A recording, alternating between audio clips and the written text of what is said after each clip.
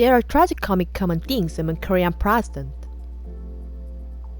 They had bad luck in their later years, that's what. In Korea, there are 13 presidents. The 20th president is Yoon Suk-yeol, who is currently in office. Aside from the present president, Yoon Suk-yeol, it is unusual to find a president who live comfortably in their later years after leaving office. 10 of the 12 presidents spent their later years behind bars. One of them received a death sentence, and 4 former presidents went to jail after they left office. Korean presidents experienced dramatic ups and downs in their lives, including jail, assassination, asylum, and resignation. As a result, the news reported Korean presidents frequently served terms in prison. The only other nation that worries that the president will go to jail is Korea. Therefore, why did Korean president end up in jail at all? We can now study the biographies of Korean leaders.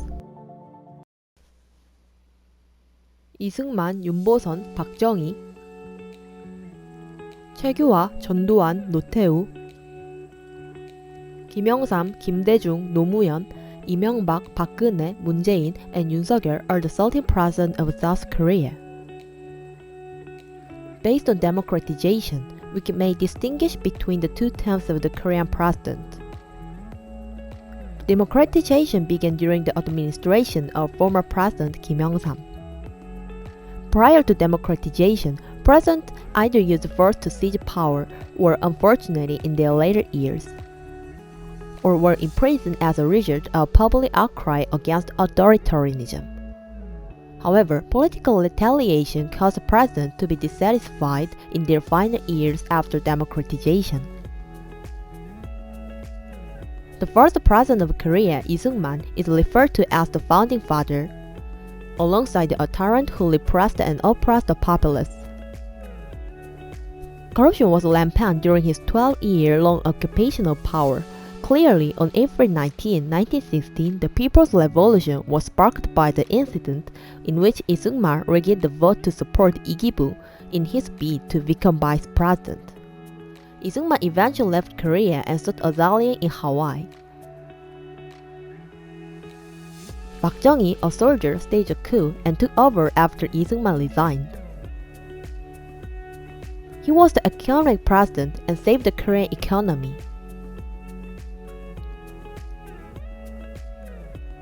But he is a repressive dictator. He held office for 18 years while continuously amending the constitution. As a result, the student cries for democracy grew louder. In the instance, Kim Jae-gyu, the director of the Korean Central Intelligence Agency and a close ally of the president, unexpectedly assassinated Park Chung-hee, putting an end to his long-standing rule. Kim Jae-gyu stated that he killed him to overthrow a dictatorship in which it was assumed that Park Chung-hee had attempted to impose martial law, torture citizens, and deploy tanks to thwart the rise of democracy. However, Jeon-doo launched the coup and laid to control when President Park passed away. Fury sprang out among the populace over the dictatorship written. The people of Gwangju especially responded violently against his oppressive administration. To put an end to riots against him, Jeon-doo killed civilians in Gwangju. Even he dispatched helicopters to engage the target. In the end, close to 170 people passed away. In Gwangju, the populace was incensed by his slaughter, and university students rose up in rebellion against Jeon-doo's government. Participants in the demonstration suffered horrific torment, vanished, and died.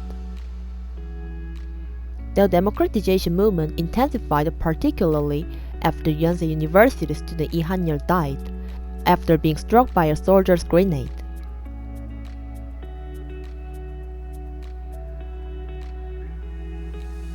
Finally, Jeon-doo ceded control to Notae, his close friend, and retired.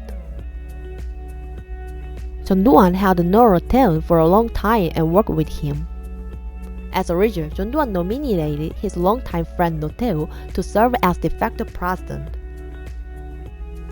To lead the democratic government rather than a dictatorship, Roh Tae-woo betrayed John Doo-hwan. But during the rule of John Doo-hwan, it was difficult for him to break free from anti-human crisis. John Doo-hwan was ultimately given the death penalty, while Roh Tae-woo received a 22-year and 6-month sentence for the mutiny bribes.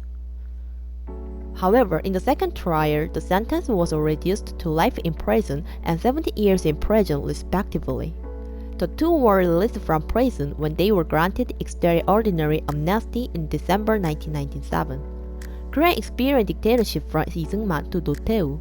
As a result, there are numerous instances when presidents have resigned due to revolution or coups. Ironically, though after democratization, presidents also had bad luck in their later years. In the instance of Kim Young-sam, following his resignation, his second son Kim Hyun-chul was arrested for bribery. All three of former President Kim Dae-jung's sons were also adjudicated guilty of bribery. After resigning, President Roh Moo-hyun killed himself because he and his family were allegedly involved in bribery. Following his resignation, former President Lee Myung-bak was also given a 70-year prison term for bribery.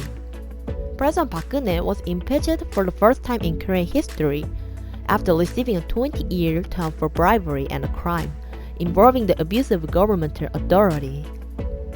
In particular, President often led terrible lives. There were bribes following democratization. Political retaliation has become one of the most significant characteristics of Korean politics since the country's democratization. Particularly, President Roh Moo-hyun's death served as the impetus for political revenge in Korea. President Roh Moo-hyun was one of the more affable, down-to-earth, and unassuming Korean presidents. He condemned the wealthy who amassed the most of the fortune via deceit and expedience, and he worked to create a world where justice would triumph. But Roh Moo-hyun, the president, was well liked by many. He was nevertheless politically restrained both during and after his rule. The worst-case scenario was the relationship between President Lee Myung-bak and President Roh Moo-hyun. So as soon as he was elected president, he started looking into his predecessor and those close to him. So President Roh Moo-hyun sent President Lee Myung-bak a letter in which he said, "Dear President, everything was done as per my direction.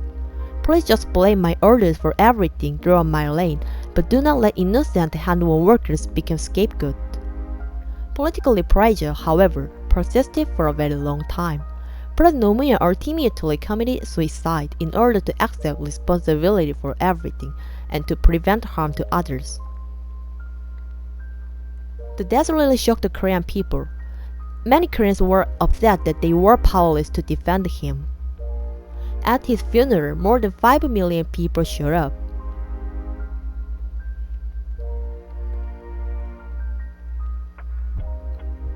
Moon Jae-in, an old acquaintance, returned to the political scene as a result of his passing. President Lee Myung-bak's successor, President Park Geun-hye, was elected. Park Geun-hye is the daughter of former President Park Chung-hee, in case you didn't know.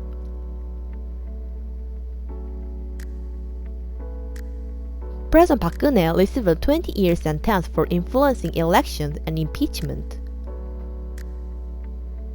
So President Moon Jae-in was subsequently elected after it. As soon as he began looking into former President Lee Myung-bak, Lee Myung-bak received a bribery sentence. President Roh Moo-hyun's death sparked a probe against President Lee Myung-bak, which infuriated him.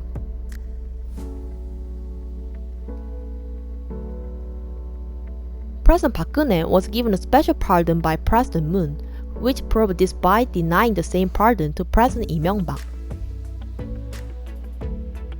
After President Moon Jae-in, President Yoon Suk-yeol was elected.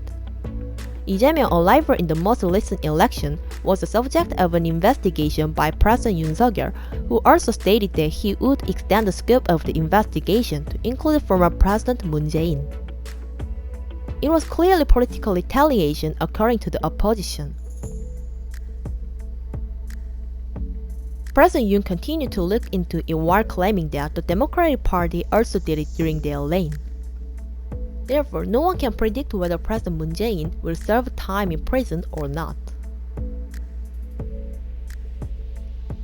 Only the President of Korea were imprisoned following their regimes. Political revenge has intensified recently because the new administration is increasingly elected on animosity toward the outgoing ones. However, because of this political retaliation, Korean politics have become complicated, making it difficult to preserve national stability.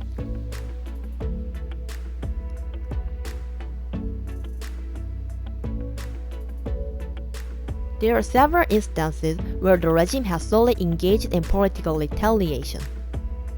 There are a lot of Koreans who are sick and tired of these political reprisals.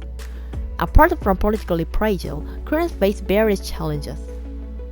I sincerely hope that the opposing and ruling parties will put aside their difference and work together to address the challenges facing contemporary Korean society. So thank you for watching this video, and please don't forget to click the subscribe and the like button.